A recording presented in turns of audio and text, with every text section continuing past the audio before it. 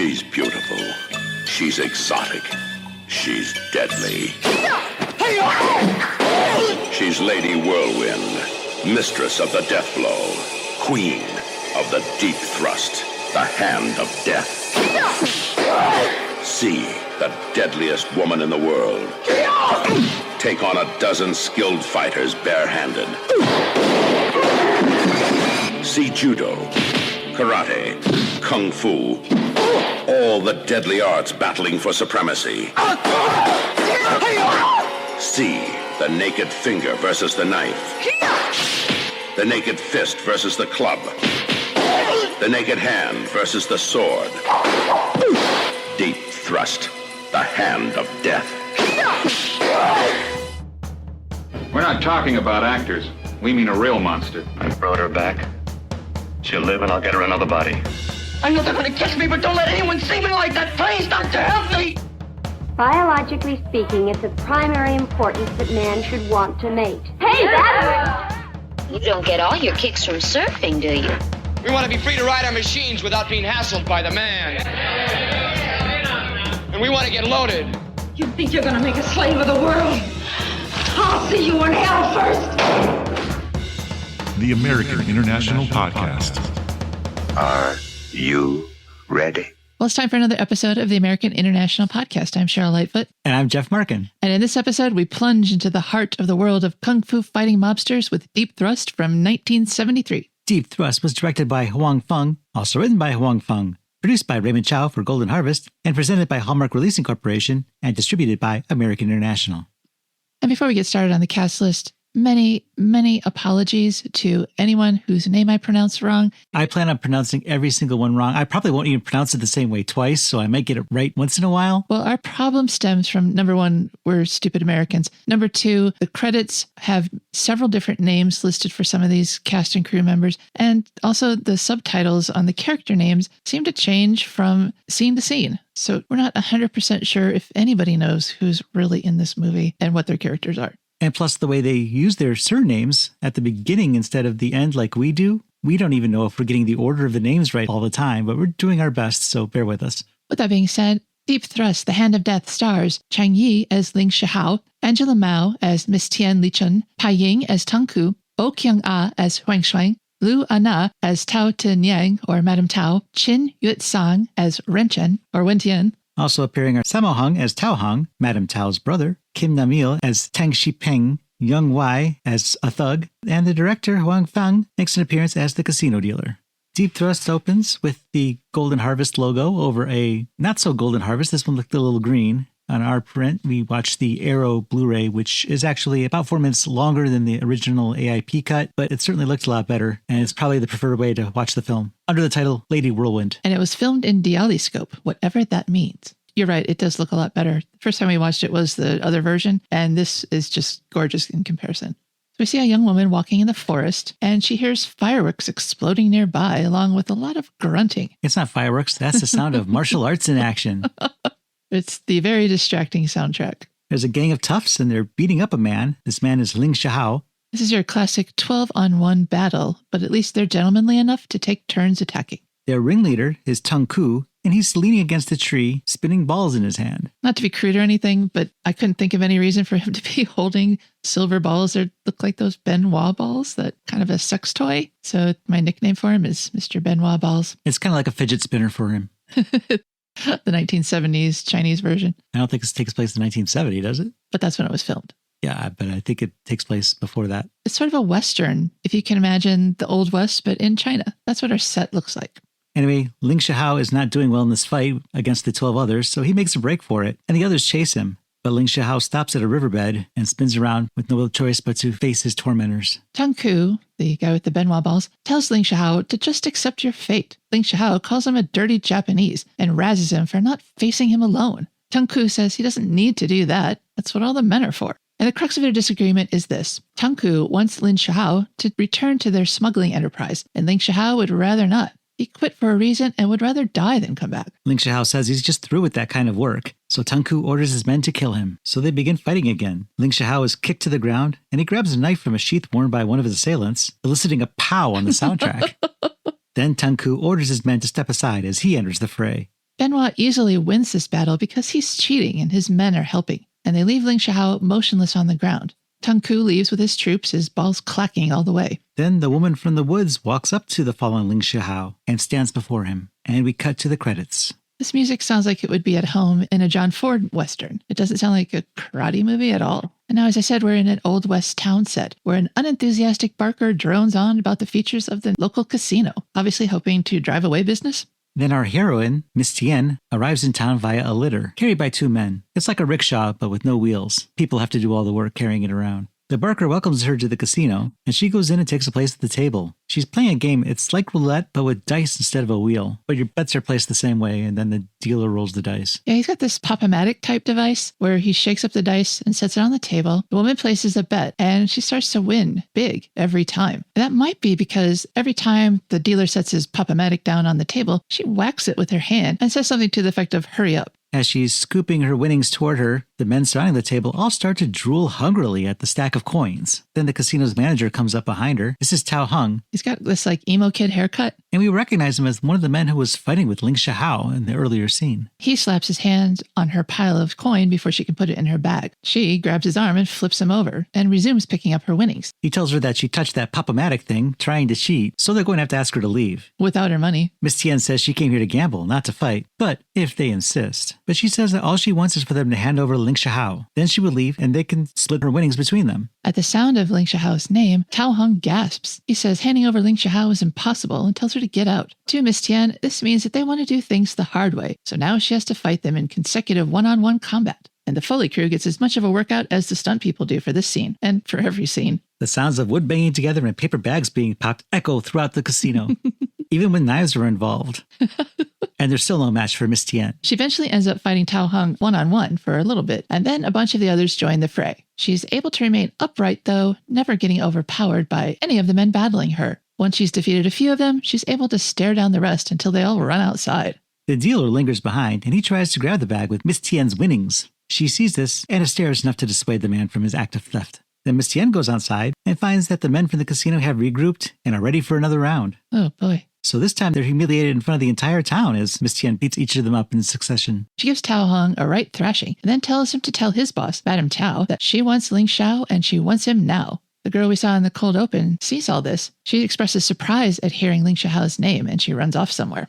Next, we see that Tao Hung from the casino has gone to his boss, Madame Tiao, to tell her what he'd been told to tell her. She slaps him to the floor, saying he's a weak fool. Tung Ku is there too. "Say, is she really that tough?" he asks. Tao Hung says that he should have seen her. She fights like a man. Tung Ku asks who she is, and Tao Hung says he doesn't know. He only knows that she was asking for Ling Shihao. This shocks Tung Ku and Madame Tiao. Perhaps she doesn't know that Ling Shihao is dead, she says. Tung Ku clacks his balls and sends his minion, Tang Sipeng, into town to find this mystery woman. He tells him to look at the inn, but to bring her back alive. Tang Sipeng takes a group of thugs and rushes off. Madame Tiao goes to Tao Hung, who is bleeding on the floor. He admits to her that this is all his fault and he's failed her. She kicks him down and orders one of her men to get rid of him. But Tung Ku intercedes on his behalf. He says that Tao Hung was outclassed and didn't stand a chance. Madame Tiao agrees to spare the chubby man's life this time, but lets it be known that she's doing this for Tao Ku and not for this man, even though he's her brother. But she still believes that Tao Hung should be punished, so she fires him, telling him he's no longer going to be managing the casino. And Tung Ku advises him to go find a doctor. After he's gone, Madame Tiao asks if the man Tung Ku sent out, Tang Shipeng, will be able to handle the girl. Tung Ku says maybe, but he's not any better a fighter than her brother is. So Madame Tiao asks Tung Ku why he doesn't just go after her himself. And he explains that as a foreigner to this country, being that he's Japanese, he prefers not to draw attention to himself. She thinks he prioritizes himself over their casino. He says she shouldn't worry about it and that we'll see when Tang Shipeng gets back. And then they make out as they're a thing. And now we're with Tang Shipeng and his minions as they enter the inn, where the young woman is eating soup and another character is having a drink. And we'll find out who he is in a sec. So Tang Shipeng walks up to the woman, seeing that she's the only woman in the place, and asks if she's looking for Ling Shihao. "So what if I am? What are you going to do about it?" she snarkily replies. He laughs and tells her that she won't find him. He's busy. She stands and says he's not that busy. He's been dead for over 3 years. "If you know that, then why are you looking for him?" asked Tang Shipeng. "Who said that I was?" asked the woman, and she starts walking away, but the men surround her. Overhearing all this from the upstairs, which has a balcony, is Miss Tien. When she hears that Ling Shihao is dead, she gasps. This was not what she was expecting. Tang Shipeng tells the woman that he's sorry he made a mistake, but she's going to be coming back with them anyway, just in case. She protests that there are laws in this town. But they don't care. They grab for her and she tries to fight them off, but she's really not a good fighter. She's no Miss Tien. So the strange man having a drink steps in. He confronts the men, stepping out of his sandals, and whips off his kimono to reveal a white gi with a red belt. And then he starts to fight on her behalf. The fight goes on for a short while, then Tung Ku arrives, knocking his balls. The fighting stops, and Tung Ku explains that this man is Ren, a former classmate of his, and he's on their side. Tang Shipan apologizes, then he looks around and notices that, in the confusion, the girl has gone. Good for her. And the next time we see her, she's prancing through the forest, Miss Tien on her trail.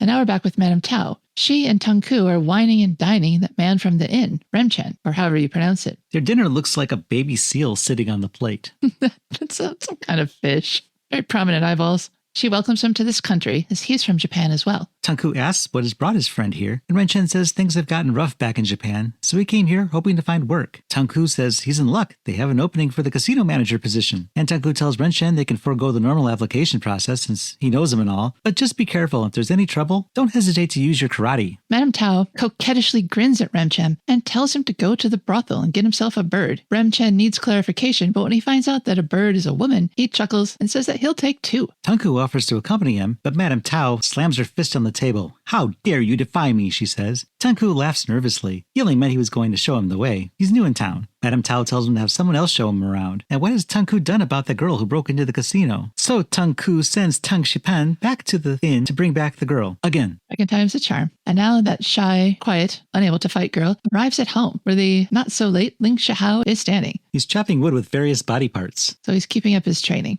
We find out that her name is Hsuang. She goes straight into the house to fetch a jacket for Ling Shih-hua. She puts it on him and excitedly tells him about the girl who smashed up the casino and beat Madame Tao's little brother, Tao Hung, to a pulp. Ling Shih-hua asks why she would do that, and Hsuang tells him that the girl was looking for him. Ling Shih-hua wonders how that could be. He hasn't left this place in 3 years. And Hsuang wonders if Ling Shih-hua is hiding something from her. Ling Shih-hua says that Hsuang saved his life, and he wouldn't hide anything from her. But Hsuang wonders why this woman would ask for him by name. Ling Shih-hua pauses. Could it be her? He asks. Who? asks Hsuang. Tien Ying, says Ling Shih-hua slowly. I thought she was supposed to be dead, says Hsuang. And Ling Shih-hua admits that he'd heard she killed herself after he left her. Hsuang says that the woman in the casino was a very young woman, but also that he should just forget about it. Hsuang has been spreading the word all over town that Ling Shih-hua was killed by Tung Ku's men, and that woman will never find him here. Ling Shih-hua asks for more news from town. She says same old, casinos, brothels, opium dens, all run by Madame Tiao. Ling Shih-hua says that Madame Tiao is a cover and that Tung Ku is the real power behind the throne.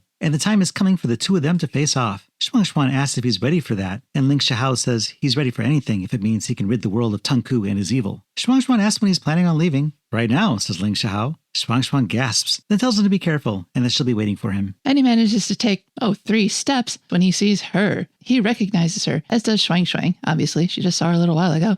The woman introduces herself as Tien Liying's sister, Tien Li Shun. And from now on, we'll resume calling her Miss Tien. Miss Tien congratulates herself on tracking down Ling Shih-hua and asks him what he's got to say for himself. After all, he killed her sister. Ling Shih-hua says he didn't kill her, but Miss Tien says that if he hadn't jilted her while she was pregnant with his baby, then she would never have killed herself. Hsuang protests that he's not that kind of man, but Ling Shih-hua admits that it kind of is his fault that Tien Ying is dead. But he also tries to excuse himself by saying that it wasn't that he meant to leave her, there's just circumstances beyond his control. Hsuang runs toward the house in tears. Ling Shih-hua goes after her, and Miss Tien flies through the air and comes down in front of Ling Shih-hua with her hands a-punchin' and feet a-kickin'. In between taking punches, Ling Shih-hua says he understands that this is something she has to do, and he doesn't blame her, but he asks for just 1 day so he can get his revenge on Tung Ku. But Miss Tien says that she isn't that stupid. What if Tung Ku kills him before she gets a chance to? And she starts wailing on him again. But then he resumes begging. Then Hsuang comes back out of the house and clobbers Miss Tien over the head with a bucket. Ling Shih-hua tries to thank her, but Hsuang is not ready to listen to him. He starts prattling on about how she saved him, and he decided to become a better man, and he's understood her feelings for him, and that's why he's hid his past from her. So brave and noble of him. But that was then, and this is now, and now he's got to go. He starts off again, and Hsuang starts after him, calling his name, but he keeps going. Hsuang stops to stare at the still unconscious Miss Tien lying on the ground.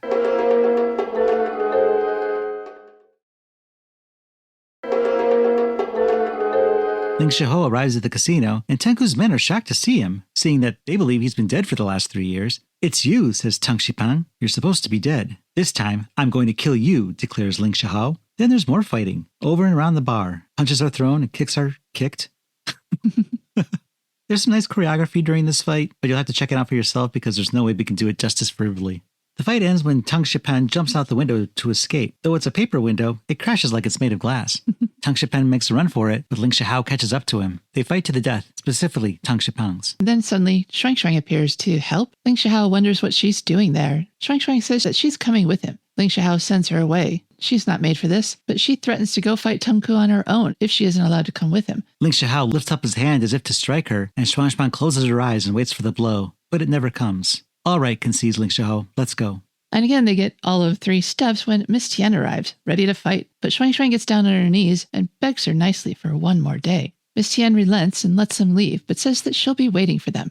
And now we're at Madame Tiao's headquarters, and Ling Shih-hao arrives with Hsuang. Tung Ku's men are sparring, but they stop when Ling Shih-hao and Hsuang appear in an entranceway. It's you, says Tao Hung. Surprise, huh? Says Ling Shih-hao. Tell Tung Ku that I'm here. Tao Hung says that the way Ling Shih-hao fights, calling Tung Ku won't be necessary. All right, says Ling Shih-hao. Then I guess I'll start with you. Ling Shih-hao tells Hsuang to wait outside, but she's good. She'll wait right there. Yeah, so then they fight, as of course they always do, and even Hsuang gets on in the action, throwing a few karate chops herself. The second time through, because I'd already watched it, I was just watching her. She is so funny. Really? She's like in the back going like this, and there's nobody around.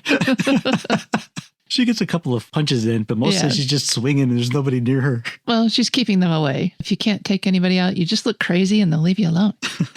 But suddenly, Remchen, Tung Ku, and Madame Tiao are there in formation. Remchen is the first to approach Ling Shih-hao. He steps onto his sandals again. He's got this. He steps forward, and he and Ling Shih-hao fight. Remchen is doing very well, and Tung Ku and Madame Tiao share an amused laugh. Hsuang tries to help Ling Shih-hao, and Madame Tiao snags her foot with a whip. Just as Remchen delivers the disabling blow to Ling Shih-hao, Tung Ku demands his men take Ling and bury him alive. From outside, Miss Tien is watching, and she's not happy with this turn of events. Once Ling Shih-hao has been taken away, Madame Tiao gives Hsuang to Remchen to use as he pleases, and then give to the brothel. But maybe give her to Madame Tiao's brother first? Remchen happily claims his prize, but as he laughs evilly in her face, she smacks him. Now we're in the forest, and Tao Hung and the other men have buried Ling Shih-hao up to his ears in the makeshift grave when Miss Tien makes her presence known. You again? Asks Tao Hung. Miss Tien says he's fought her once before and lost. What makes him think this time will be any different? Tao Hung asks why she's tormenting them. I'm not, she says. I have nothing against you guys. She wants Ling Shih-hao. And they're denying her that particular pleasure. They only need to walk away and they'll never see her again. Tao Hung decides to fight instead, and they go at it. And eventually she jams his body into the crotch of a group of saplings, and he's killed. The rest of the minions, seeing this, run away. Back at Madame Tiao's, she and Tung Ku and Remchen are enjoying humiliating Hsuang when the men return from the woods. They report that Tao Hung has been killed by that girl, and Tung Ku decides it's time for him to take matters into his own hands. He tells Madame Tiao to keep an eye on Hsuang, and she delegates that to a minion after Tung Ku leaves. And now we're with Ling Shih-hao, and he's coming too, seeing Miss Tien looming over him. Somehow he's not covered in dirt. Hsuang, he asks, reaching out for her. I am not Hsuang, she says, pushing him back to the ground. Ling Shih-hao realizes who she is and thanks Miss Tien for saving his life. She says it was nothing, she just didn't want anyone else to kill him. Ling Shih-hao begs Miss Tien to go save Hsuang. Why should I, ask Miss Tien? She's nothing to me. Then I'll do it myself, says Ling Shih-hao. He stands up and promptly falls backwards back onto the ground. Then he begs Miss Tien again to save her, saying she mustn't die. Then he keeps moaning Hsuang until she finally rolls her eyes and agrees to do it. Miss Tien leaves Ling Shih-hao to go rescue Hsuang, and once alone, Ling Shih-hao gets up and staggers off on his own rescue mission, going Hsuang all the way. And then we see that Tung Ku and his minions are patrolling the forest. And after that brief scene, we're back at Madame Tiao's headquarters, and Miss Tien has arrived. Miss Tien breaks into Madame Tiao's and fights the minions that are there, as well as disarming the whip-wielding Madame Tiao and breaking her leg in the process. Then she rescues Hsuang, carrying her outside on her back. As good as any man. In the forest, the minions have split up into groups. Remchen goes off with 2 minions of his own. And now we're at the lake, where Miss Tien is tending to Hsuang, and thinking that Ling Shih-hao is dead, says that she'd also rather be dead than alive. She promised to stay with him forever. Miss Tien tells Hsuang that Ling Shih-hao is still alive, and Hsuang is suddenly renewed with energy. She tells Miss Tien that Ling Shih-hao is a good man. They've taken care of each other the past 3 years, and she asks Miss Tien to please set aside her vendetta against Ling Shih-hao, at least until after he's had the chance to face off with Tung Ku. Miss Tien says fine, but once he's killed Tung Ku, she'll settle with Ling Shih-hao. Then suddenly Remchen shows up with a couple of Tung Ku's cronies. Do you know who I am? He asks. She does, but she doesn't care. He may be a master of karate, but she has a few moves herself.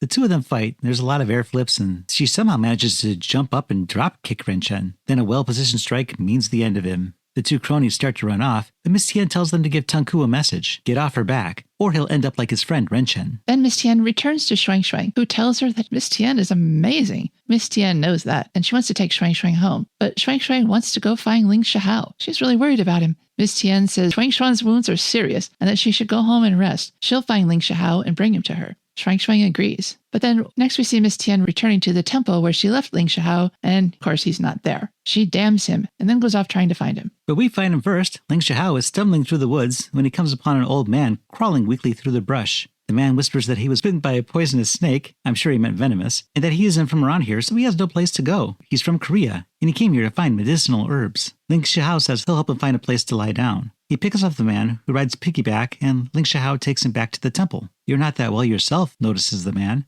Ling Shihao says he's fine and tells the man that he should rest. The old man pulls out his snake-bitten shin, and Ling Shihao says he can go out and look for any herbs the man might require. I guess there's no harm in trying, says the man, and he writes down a prescription for Ling Shihao to try to fill.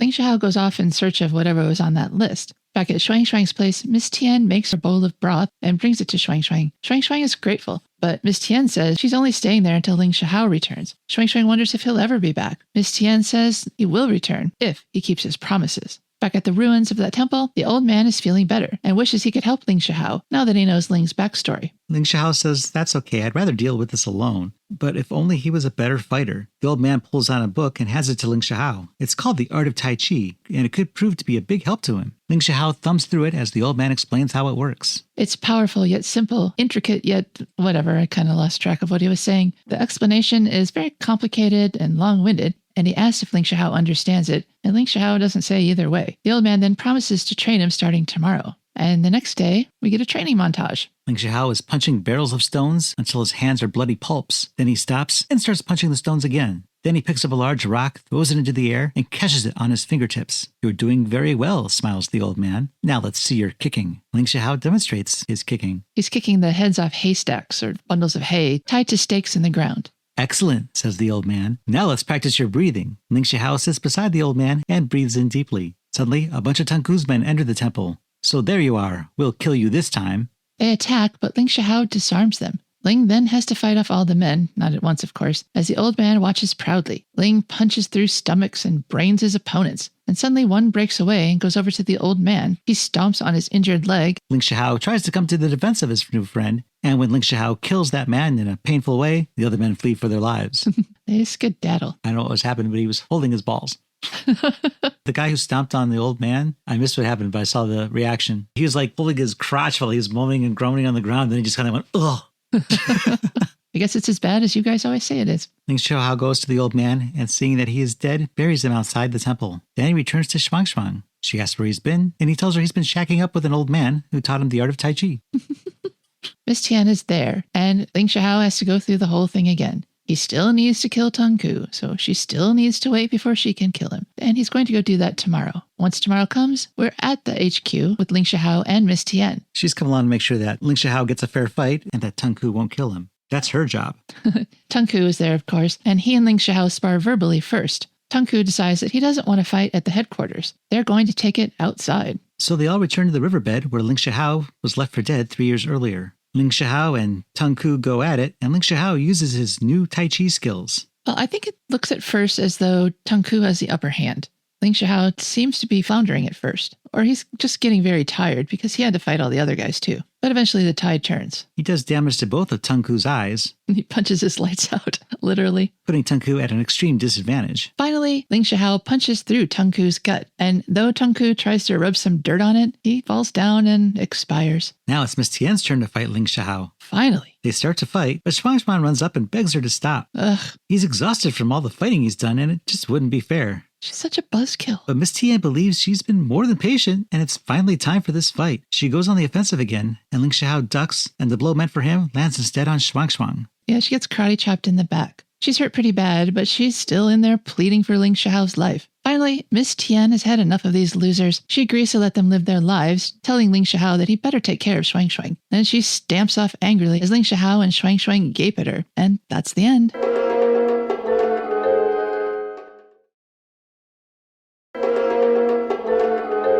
Welcome back to the American International Podcast, where we're talking about Deep Thrust from 1973. Deep Thrust star Angela Mao, also known as Mao Ying, studied at a Peking opera school from ages 6 to 14, where she learned martial arts along with stagecraft. She was discovered by director Wong Fung and signed to Golden Harvest. She starred in over 3 dozen martial arts films before retiring in 1992. According to Susan Graw, in a syndicated column published in September of 1973, Raymond Chow, general manager and production chief for Shaw Brothers, one of the largest movie companies in the world and the largest in Hong Kong, quit in 1971 to form his own company, Golden Harvest Limited, and signed Bruce Lee as an actor.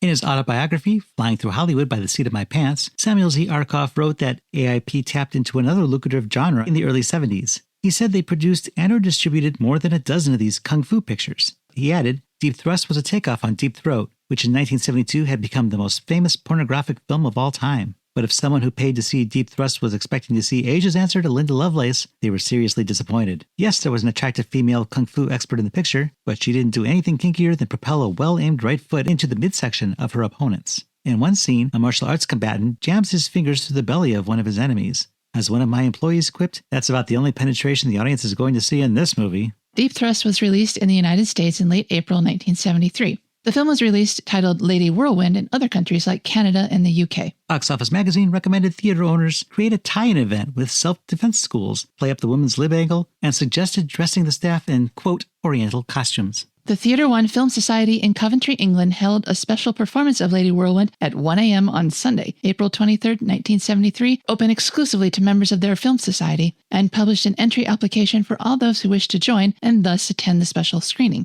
The Stardust Club, opened by Windsor Entertainments Limited at the Odeon in Leicester Square, chose Lady Whirlwind as their opening program. In both cities, they made a big deal of it. In New York City, RKO Theaters showing Deep Thrust held a demonstration of karate and kung fu by champion master Tiger Kim, a 7th-degree black belt and master instructor at the Korea Taekwondo Tiger Karate School in the Bronx before showings. Taglines for Deep Thrust include, Lady Whirlwind, Mistress of the Death Blow. C. Kung Fu Karate at its deadliest.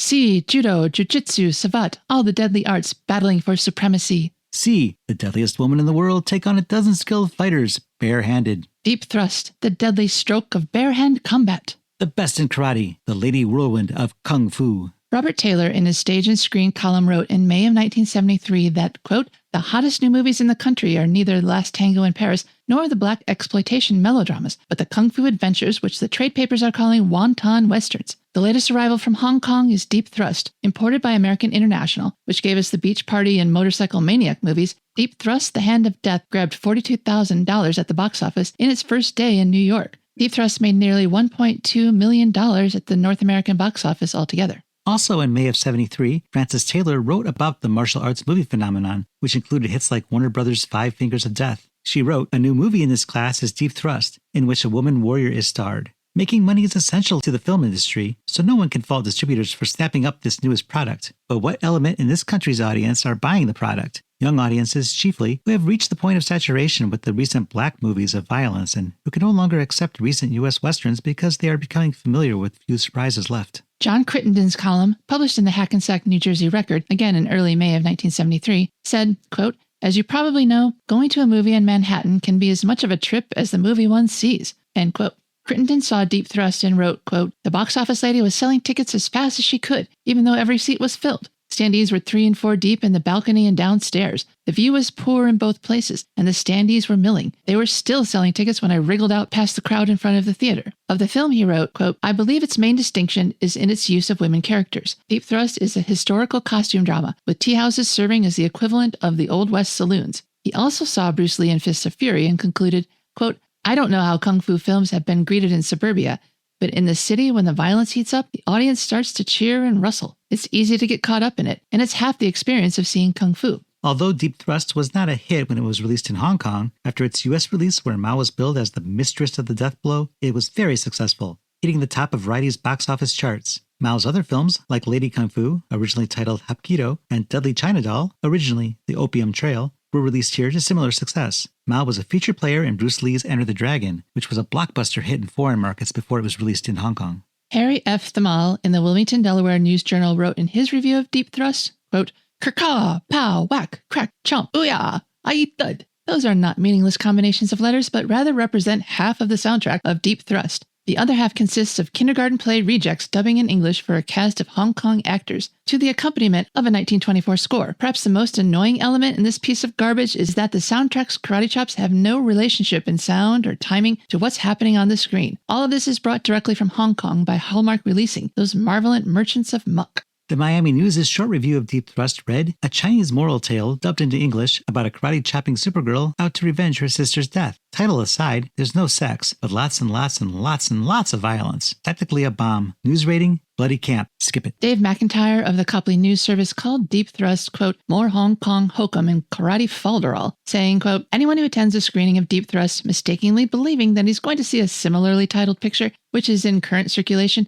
is in for a rude awakening as well as potential disappointment. He said the plot, quote, very well could have been made over from an old Boston Blackie script, Shanghai to the Far East by Raymond Chow's Desperados. The difference here is that the leading character is female, and vive la différence. Angela Mao is quite a dish, saucier than Mugu Gaipan. It's chop-chop all the way for Angela as she wades through assorted bad guys, and a plot that's leakier than a paper umbrella. And that review got even more racist after this, if you can believe it. The Los Angeles Times review blurb said, Deep Thrust was the worst of the Chinese karate movies thus far, featuring badly staged fights and an unattractive performance by Angela Mao as a martial arts minx bent on barehanded destruction of every male in sight. In the paper's longer review, written by Frederick Milstein, he called the film the worst written, worst directed, worst dubbed, worst photographed of the current rash of martial arts movies, calling it a completely sexless saga of a ruthless female who kicks a lot of guys in the groin but fails to strike a blow for women's lib. Box Office Magazine said in its review that, quote, the film has been doing phenomenal business in early openings and should wind up as one of AIP's top grossers this year. Subtitle The Hand of Death has been added to avoid confusion with sexploitation pics, but obviously no one is being misled.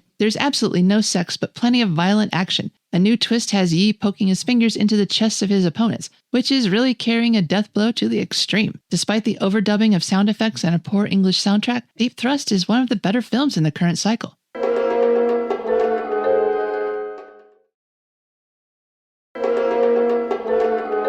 Well, before we get started on discussing the film, I wanted to address the review from the Los Angeles Times. I kind of think that the same person wrote both parts of it, and it just struck me as a really anti-female take on the movie because it's wrong. She wasn't trying to destroy every man in sight. It's just that all the people attacking her were men. She just wanted to destroy one man, and the others kept getting in her way. Yeah, as I was reading that, I was thinking the same thing. It wasn't really an accurate description of what was going on. It sounds like this guy is just kind of a woman hater. It does, very much so. You get along very well in today's society, where female heroines are to be ridiculed and not revered. And given terrible ratings on Rotten Tomatoes. Yeah.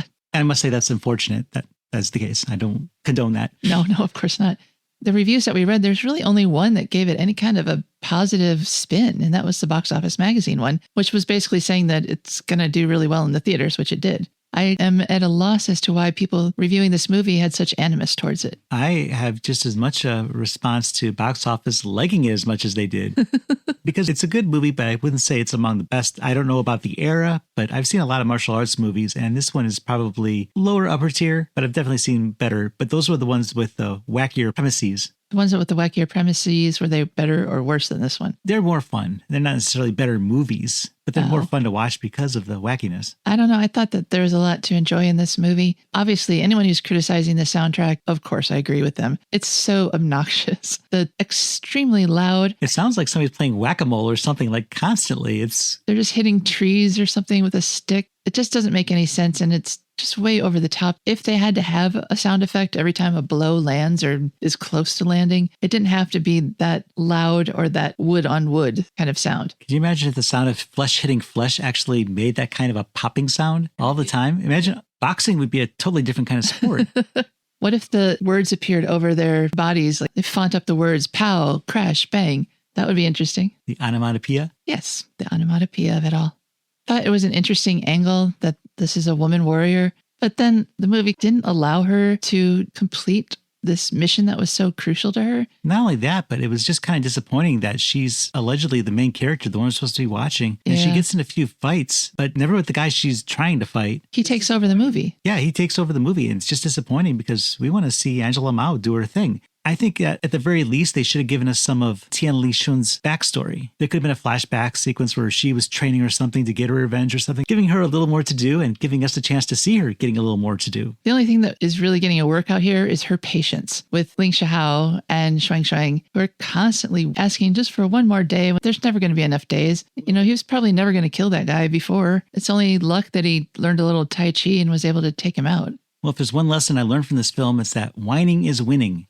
Just ask a current president of a certain country.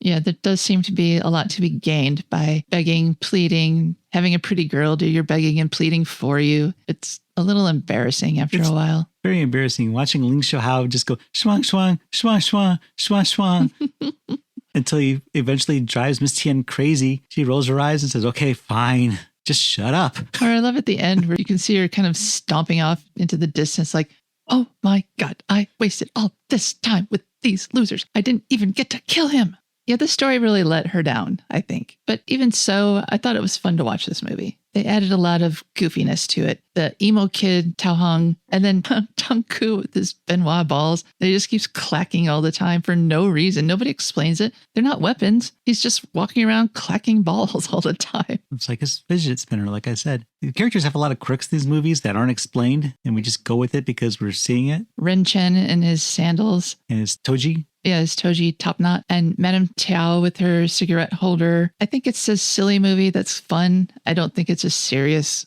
martial arts movie by any stretch of the imagination. And yet you can still have fun with it. I think it's a fun movie. It's just disappointing that the Miss Tien character has so little to do. Because she could have been really awesome. All the fights that she gets into are almost accidental. The fight that she wants to have, she never gets to. She has to kind of pull her punches because she really isn't trying to kill every man out there. She's just trying to make it so that she can get the one man she wants. And that's why I think the best fight sequence in the whole movie is the one in the casino when Ling Shih-hua shows up and it's all the men fighting. She's not even involved in that fight, but I think it's the best choreographed. I think there's the most action in that one. I don't think I noticed that in particular as being better than any of the others. I think I more enjoyed the final one when Ling Shih-hua kills Tung Ku. I like that one better. Oh, yeah, because you knew the movie was almost over. Yeah, that's exactly it. But finally, Ling Shih-hua has competence where he hadn't really had it before. Since they weren't going to let Miss Tien do this job for him, he finally was able to get his own revenge. Whereas before, he's just getting beat up all the time. Been training for 3 years and he hasn't gotten any better. Well, he was training with Hsuang, so... She's not an old snake-bit man with herbs and a Tai Chi book. He was just chopping wood with his hands. And anybody can do that, apparently. I think it's interesting the way that this film was handled, being a Hallmark release, because it was handled a little differently than any of the others. This one, AIP really seemed to get behind. They obviously saw something in this film because the poster for a Hallmark releasing film still had the AI logo on it. And I don't think any of the others from Hallmark ever did. Plus, this one was in color, and all the other posters I've seen have been black and white, with the exception of the Mark of the Devil poster, which is black and red and white. Yeah, I don't think they were ashamed of this at all. Samuel Ziarkov mentions this in particular in his autobiography as being one of the movies that they were really happy to get behind. And obviously it did very well. There were several articles, I didn't publish clips from every single one of them, but at this moment in time, martial arts movies were just taking over the cinemas. It was literally a phenomenon that needed commenting on. And Deep Thrust was just on the vanguard of that wave. And I haven't seen a ton of martial arts movies, but I've seen more than a few. And to have the sounds of a ping pong tournament going on during a fight isn't really common, at least in the ones that I have seen. Yeah, we'll have to watch a few more. I think he said that there was like a dozen. I can think of a few, but I'm having trouble thinking of that many. I know there's Hong Kong Cat, which is another Hallmark one. Golden Needles. Golden Needles might be considered one. Screaming Tiger is one. Yeah. I think Golden Needles is supposed to be one of the better ones. Well, Joe Don Baker, so yeah. Oh, no. Oh, Lord help us. And since there's only 3 women in this whole movie, I think it would have been better to see the other women do more. Madame Tiao disappears after her leg gets stepped on and we presume broken. Hsuang is kind of a pitiful whiner and all she does is beg for her man. We do see her fighting in one scene. It's kind of silly that she's not really doing much, but it would have been nice to have her help defend herself, if not anyone else. She does get a couple of punches in during that fight, and I don't think she takes any. Till the death blow at the end she takes. That, well, I guess it's not a death blow. She still lives, but pretty well wounded. She's winged. And I think it would have been a lot more fun to see Hsuang and Miss Tien team up and have them take on all these thugs together. If they wanted a real feminist feel-good movie, and Ling Shih-hua could have stood in the back and he wouldn't have been such a pitiful character. Well, what if the fight was a draw and Tung Ku and Ling Shih-hua both didn't make it? And then Miss Tien takes Hsuang under her wing and they go off to a sequel. Yeah, it's like her new sister. And she trains her in the art of Kung Fu. I would have loved to see more strong female action. Yeah, I wouldn't mind seeing another movie featuring the Miss Tien character. I don't believe there was one. It seems like there should have been because she certainly didn't have a lot to do in this one. So a sequel might have been a good thing for her. All right, Jeff. So we've read the critics' reviews. We've kind of danced around our own feelings about the movie, but it's time to put a letter grade on Deep Thrust. Using our AIP scale where A is awesome, I is intermediate, and P is pathetic, what grade do you give Deep Thrust? Well, as I said, this is a fun movie, but it's not as fun as the most fun martial arts movies in that it's a pretty straight story. And when you get down to it, it's actually a little disappointing with the main character not having much to do. So I'm just going to give this one an I, I'm afraid. I still think people should go watch it, check it out, because there's definitely a lot worse martial arts movies you can find out there. But I don't think this is good enough to rate an awesome grade. And your thoughts? Much the same. I do want to say that it's on the high side of an I, in that, just like you, I would definitely recommend watching it. I am not a martial arts person at all. I would never seek out a martial arts movie on my own. And I was dreading this one a little bit.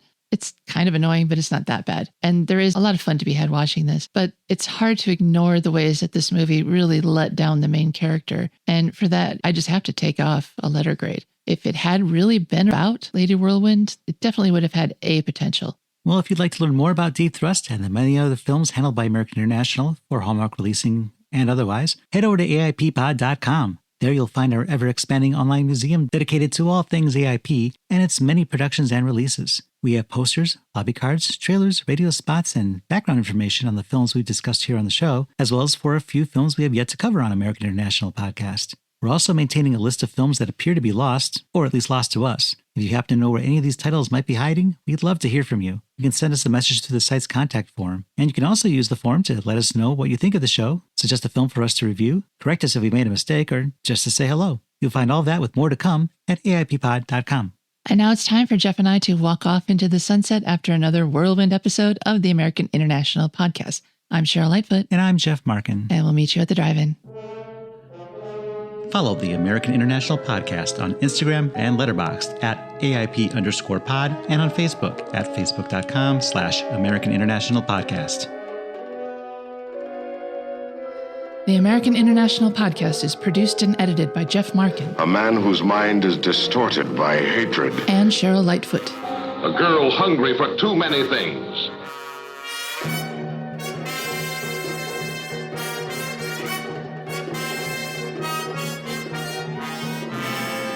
The American International Podcast is part of the Pop Culture Entertainment Network.